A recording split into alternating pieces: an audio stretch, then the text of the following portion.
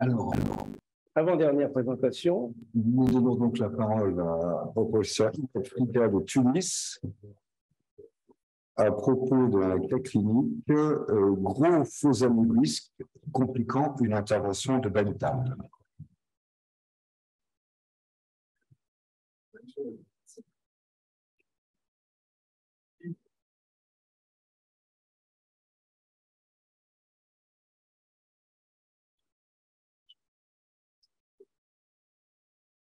Merci, Monsieur le Président, Monsieur le Secrétaire général. Je suis très honoré par ma présence dans cette prestigieuse institution qui est l'Académie nationale française de chirurgie pour vous présenter un cas clinique anecdotique et rare, à savoir un gros faux anévrisme compliquant une intervention de Bentall. Permettez-moi d'abord de rappeler que l'intervention de Bentall, c'est une intervention qui consiste à remplacer l'aorte ascendante, la valve aortique et réimplanter les artères coronaires. C'est une intervention qui est réalisée dans le cadre d'une chirurgie de la dissection aiguë de l'aorte ou pour traiter les anévrismes aortiques. Et en général, c'est une intervention qui donne de très bons résultats, sauf que bien sûr, il peut y avoir des complications. Et parmi ces complications, c'est le faux anévrisme aortique.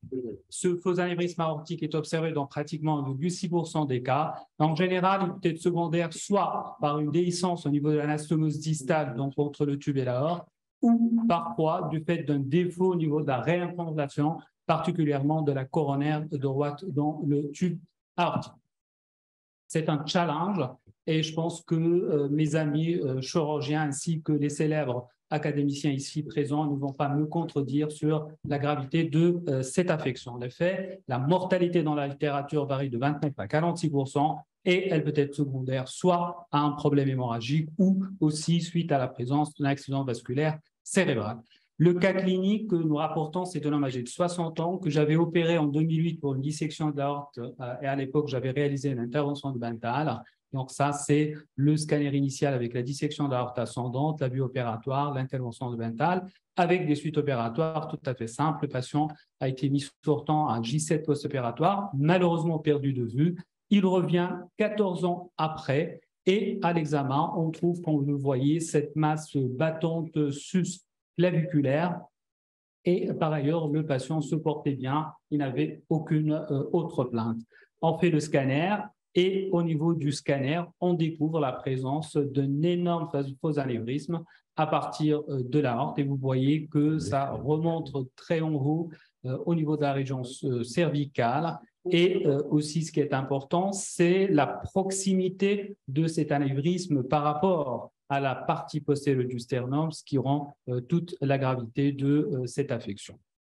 Alors là, c'est les images de reconstruction et vous voyez de la même façon donc cet énorme faux anévrisme à partir de l'aorte. Bon, c'est pas exactement quel est le lieu du faux anévrisme, on le verra après au niveau du père opératoire. Alors notre stratégie était d'opérer bien sûr le patient sous circulation extracorporelle avec une cannulation artérielle axillaire, une cannulation veineuse fémorale percutanée et bien sûr ici, il faut partir d'emblée en arrêt circulatoire, c'est très important. Donc, il faut refroidir jusqu'à 20 degrés, hypothermie profonde et par la suite réaliser la sténotomie. Ici, donc, la cannulation axillaire et la cannulation fémorale veineuse qui a été faite par voie percutanée.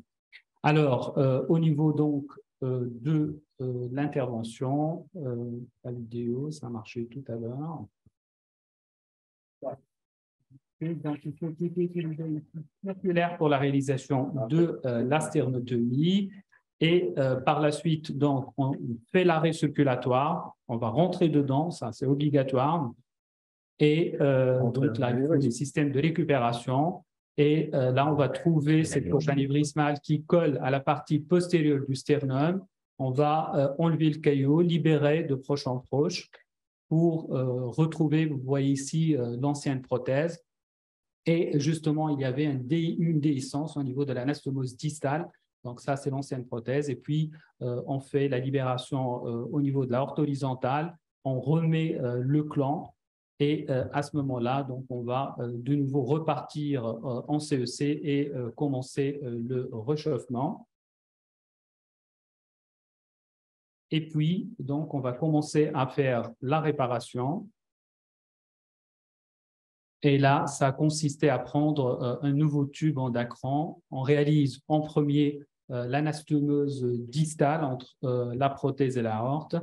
On remet le clan et par la suite, on réalise l'anastomeuse entre l'ancienne prothèse et la nouvelle prothèse. Bien sûr, donc la protection myocardique est entre-temps réalisée par l'injection de la cardioplégie par les ostia coronaires. Donc ça, c'est l'anastomose qui est faite entre l'ancien tube et le nouveau.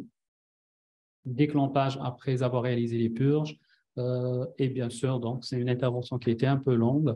La reprise s'est faite après plusieurs coups de défibrillation donc par palette externe. Et puis la sortie de CEC était quand même assez difficile sous forte dose de tonique cardiaque. La durée de l'arrêt circulatoire était de 22 minutes, clampage aortique 23 minutes, assistance 80 minutes. Les suites opératoires difficiles avec une insuffisance rénale qui avait nécessité une dialyse provisoire, une pneumopathie traitée par les antibiotiques. Le patient a pu être extubé à J8 post-opératoire et il a pu être mis sortant à J20 post-opératoire. Et je l'avais revu 10 mois après et vous voyez le scanner qui montre la très bonne réparation et le bon contrôle donc scanographie. Dans la littérature, il y a très peu de cas qui ont été rapportés. Cette grande série de 27 patients, en fait, dans lesquels il n'y avait que 10 cas de faux anévrisme secondaire à une intervention dentale. Les patients peuvent être asymptomatiques comme ils peuvent avoir de la dyspnée ou des douleurs thoraciques. Et si on voit bien cette publication, donc 10 cas uniquement au niveau de l'intervention de dentale. Et en général, l'intervention consiste à réinterposer un tube. Tout le problème dans cette chirurgie, c'est comment réaborder le thorax pour aller faire la réparation. Il faut toujours faire un arrêt circulatoire et une hypothermie profonde.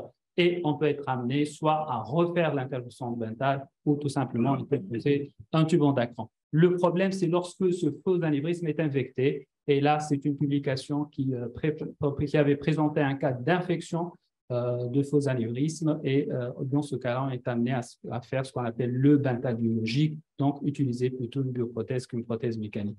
Alors, rapidement, on parle de plus en plus actuellement de l'intérêt du traitement endovasculaire. Quelques publications. Cette publication qui avait donc démontré la possibilité de faire ce qu'on appelle le débranching des troncs supraortiques. On commence par reperfuser les troncs supraortiques et après, on met une endoprothèse dans l'orbe thoracique tout en protégeant bien sûr le TAVC par l'utilisation d'une prothèse couverte. Ici, donc, le résultat. Et une autre technique qui consiste à faire un pontage axillo-axillaire pour perfuser les troncs supraortiques et puis mettre une endoprothèse au niveau du segment 1 et un peu au niveau de l'aorte horizontale. Et enfin, une dernière publication qui utilise le système Doppler, la parachute qu'on utilise dans les cardiopathies congénitales, justement pour fermer ce collet. Mais bien sûr, ça ne peut être fait que pour des cas particuliers où la déhiscence n'est pas très importante. Voilà en conclusion, le faux anévrisme surdental est une complication rare, mais c'est une complication redoutable. La chirurgie devrait se faire obligatoirement sous arrêt circulatoire avec une hypothermie profonde. L'endovasculaire, quelques cas anecdotiques, mais ça n'a pas fait encore ses preuves. Il faut savoir surtout l'intérêt de faire un suivi rigoureux de tous les malades opérés pour une intervention dentale. Il ne faut pas les perdre de vue. Et au moment de l'intervention initiale, il faut parfaire l'hémostase pour ne pas avoir des points de fuite. Et je vous remercie pour votre attention. Merci. Problème d'image. À vous entendre, on a l'impression qu'il y aurait un autre choix que de faire une assistance circulatoire et avec l'hypothermie. Non, c'est la règle. Non, parce que vous insistez comme s'il y avait une autre. Non, j'insiste justement parce que dans le restant de la chirurgie de la crosse ou de l'artère ascendante, on peut faire donc une cannulation des troncs supraortiques. Autant ici, on sait qu'on va rentrer dedans pour que si on n'est pas protégé par le musculatoire, on va perdre le malade. Donc, pas d'autre choix. Nos collègues thoraciques. Alors, nous avons un collègue thoracique. Vous pouvez demander à Bernard Andréassian derrière, puisque Bernard Andréassian est là, et je peux dire, c'est des gros anévrismes comme ça, il y en a eu des expériences importantes. Voilà. Micro. Ouais. Micro à Bernard. C'est lui qui va parler. C'est une très, très belle opération que chacun aimerait pouvoir faire. Dans votre cas, bon, la reprise, si j'ai bien compris, les coronaires n'étaient pas concernés. Ils étaient en dessous vous avez laissé la prothèse. Voilà, heureusement d'ailleurs, parce qu'il y a des cas où c'est au niveau de la coronaire, et là, ça devient encore plus compliqué. Encore plus difficile.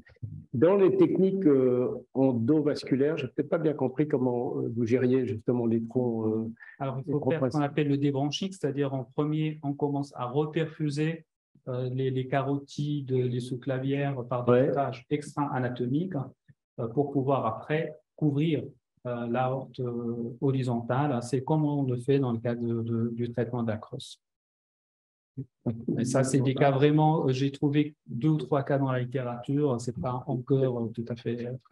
Mais ce patient n'aurait de toute façon pas bénéficié enfin, je veux dire, il aurait été surveillé, vous l'auriez quand même opéré comme vous avez fait finalement. Peut-être que dans 10 ans, il aurait une autre proposition avec l'évolution des techniques endovasculaires. Oui, possible. Et pour ce malade, si on s'est rendu compte au début, lorsque le faux anévrisme était on l'aurait pu faire. Ça aurait été beaucoup plus facile. Bien sûr.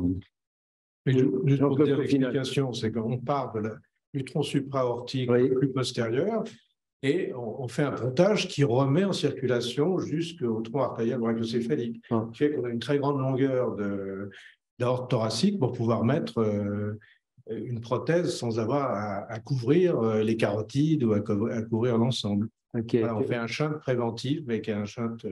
Moi, j'avais une question, c'était de dire, on ne le voit pas sur votre sur la présentation, le type de déhiscence, c'était quoi? C'était sur l'amont, l'aval, c'était circonférentiel, c'était ponctuel, c'était comment? C'était au niveau de l'anastomose distale entre le tube de l'intervention ventrale et l'aorte juste au niveau du tronc artériel brachiocéphalique. Bien, y a-t-il d'autres questions? Et je peux donner le micro, Jean-Claude. Micro. J'ai vu que ça saignait un peu au moment où vous ouvrez le thorax. Il n'y a pas un risque que ça éclate ou que ça… Non, ça a éclaté justement. Oui, c'est ça. On ne peut pas faire autrement. C'était impressionnant. Oui, c'est ce que vous dites. À chaque fois qu'on ouvre, ça adhère et puis on sait que ça va éclater. Ça adhère au sternum. Donc, on va rentrer dedans. Et puis, ça arrive dans les aortes. Les anévrismes simples.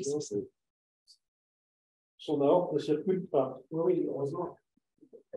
Bien, bien. Mais bon, merci beaucoup.